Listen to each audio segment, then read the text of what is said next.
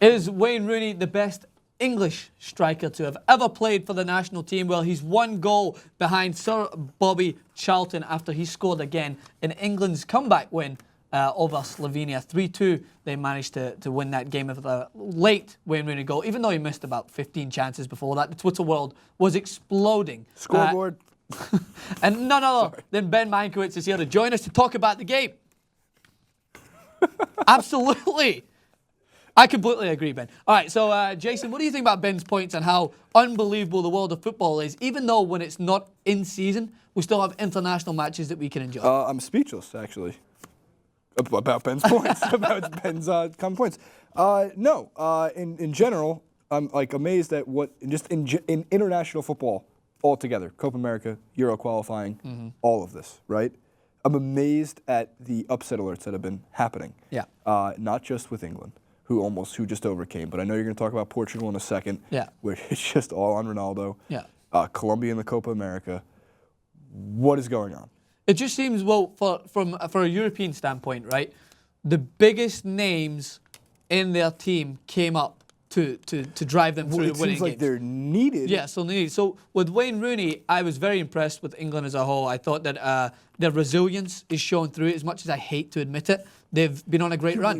They've been on a great run. Okay, that's true. Could you give the commenters a really quick what is the hate against England? Well, I mean, right. So if you know, like, even English fans who right now, you know, guys, I like to have a laugh and joke. You know that your media is your own worst enemy. Before every World Cup, you'll come into it. They didn't do it as much in this last World Cup, I must state, but World Cups before that, when you had world-class players like Lampard, Gerrard, and of course Wayne Rooney in his prime at that point, you would always think you could win it. And that's not saying you couldn't, because you had great players, but they would overhype themselves way too much, to the point that everyone hated to hear the name. Straight disappointment. Just being like, yeah, okay, you're not going to win it. Like, this is because everyone wanted them to lose. And not just because I was Scottish and there's that rivalry, or I'm Scottish, rivalry. Scottish. But it's the point is that everyone took pride in watching them fall because they were overhyped. Now, don't get me wrong. I would have loved to have been the job of being an England manager, because I felt that I could put those team of star players better together than some of the previous managers. It's like they tried to fit all the best players into one position, like putting Lampard, Gerrard, everyone in without really trying to spread them out. That's why they never really mixed that well. But don't get me wrong, this England team, Roy Hodgson's definitely got them a lot more resilient. That's the only word I can really say. They brought in more youth. Jack Wilshere scored 2 absolute belters, but Rooney got the winning goal. So let me touch on Wayne Rooney. I was asked this question on 120 as well. Is he the best striker to have ever played with England? And it's a very hard question, because you have had great strikers who's played with England before. Alan Shearer, one of the most notable players, who's just the Geordie's hero. He was a fantastic footballer and showed up in big games, I feel, for England. Wayne Rooney, for me, still needs to lead England, or still had to lead England in a major tournament.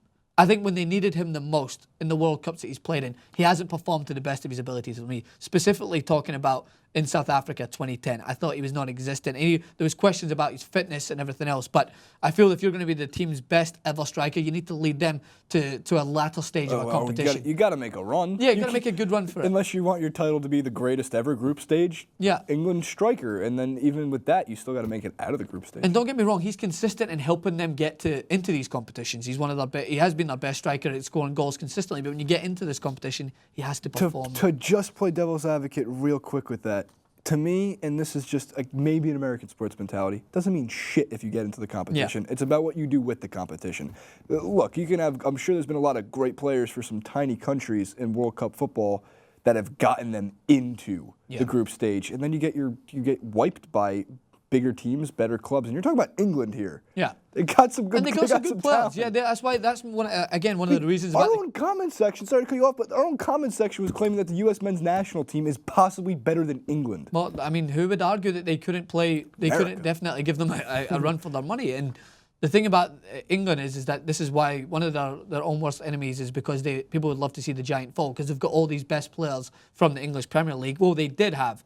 Don't get me wrong, I've never agreed that England have had the best players in world football. I've never said that. But they do have a lot of good players. Haven't. No, but people have. Yeah, of course, people have. Their media does. But one of the headlines, it's actually in The Guardian, is a very good point. It's Rooney suited to England's captain role. And he's suited to the captain's role for England the same way he is for Manchester United. Rooney, I have to give him a lot of credit. He loves to be the focus point of an attack, and he loves to be the focus point in terms of leadership. And it's very hard, I must say, very hard for a striker in a leading role to lead a team, especially a team that's as tenacious as England, when they used to having their captain be the driving force from the back, in the likes of John Terry when he was the captain before he got it stripped for banging his teammate's wife. But let's touch on the other star players.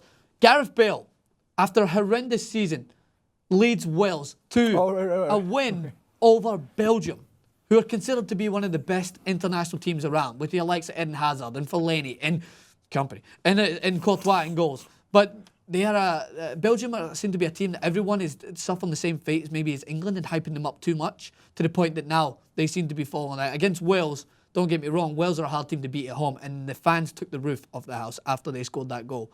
A horrible defensive error led to Gareth Bale with his back to goal, showing the confidence that he's shown before when he was in his prime at Real Madrid. Controls it, puts it into the bottom corner, and he shows up for his team. And then you go across to Portugal, who are suffering the defeat to the bottom team in their group in Armenia. The first goal, did you see it? Did you see it, Jason? Yeah, I did see Did you see that goal? 35-yard strike. An unbelievable. Golazo. It was a screamer. Beautiful. And it was similar to the man who they were playing against in Cristiano Ronaldo. An absolute bullet from 35 yards. The headline basically read like even Ronaldo had to be somewhat impressed. Yeah, I think the keeper was a Somewhat little all over the place, to be honest, but it was still an unbelievable strike. I don't think there's anything you could have done to save that ball. But again, this is why I come to Ronaldo's defence for Portugal, because he is basically for me all they have at times. I think Moutinho's a good player, it does make sense that he would want it that way. Yeah, I think he loves it. I mean, the game that he had a hat happy. trick against Sweden to take them into the World Cup was a phenomenal game. It was a qualifying games, and now for the Euros, they're atop of their group. A 3-2 win. He managed to basically force that comeback. He got a hat trick with the help of his teammates, of course. But it was fitting that Portugal, the best two players at the start, were their centre backs, because credit to Armenia, they came out with a bit between their teeth, and they did not fear Portugal, which is, I don't think anyone should really fear Portugal, because they are beatable. You should fear Ronaldo. Fear Ronaldo, of course, because it is a United States team in the World Cup. Even when you think you're in control of the game, one swift... 5 extra goddamn minutes. Mate, that's what's called added time. It's called bullshit. Stoppage time. It's called bullshit if I count it. I was keeping time. Yeah. You can have 8 seconds. You don't get 5 extra minutes. And it's, but what? By the way, that ball too, and it slips my mind whoever headed it in. But yeah, it was an unbelievable pass from Ronaldo. And I always remember that day, because we were in the bar watching it together, and this one guy, he was an American, I talked about this in my recap of the clip, was like, "Come on, man, we got to have more offensive pressure," or something like that. He wanted them to keep attacking.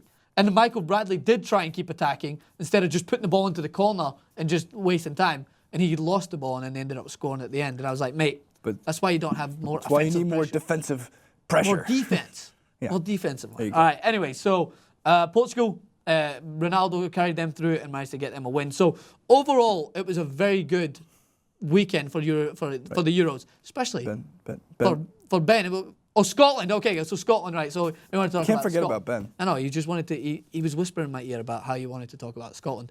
1-1 with Ireland. Good result for the Scots. It wasn't a loss. Now we're in pole position to take that third and crucial playoff spot to lead us to our first major tournament since the 1998 World Cup. I'm sorry, the 1908 World Cup? What did you just say? The 1908 World Cup? Was there a World Cup in 1908? I don't know, my stats are running through. But that was the last competition. The 1748 World Cup? Do you know how excited I'm going to be for the Euros? I'll be such a better commentator on the games for the Euros on TYT Sports if Scotland are in it. Ben? Nothing. All right, nothing else. So no comments there from Mankwitz. All right, it's great to know that everyone's been tuning in. Make sure to leave your comments. What do you think of the Euros over the weekend? We did a clip on Neymar and the Copa America, so if you're wondering what we're talking about, why we're concentrating on the Euros so much, well, not so Eurocentric. We did do a clip on the Copa America. So great word. Check that out. Eurocentric. Yeah, I'm a smart guy.